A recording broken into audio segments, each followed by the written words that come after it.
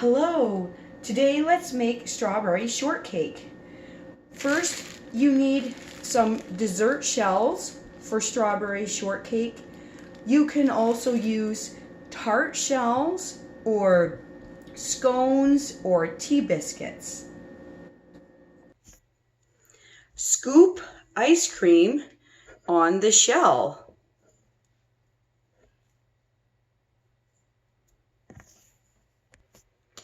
Wash and cut the strawberries.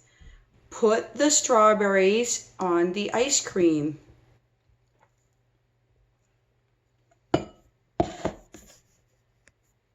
Put whipped cream on top. Ta-da! You can use other fruit like peaches and blueberries. Have fun!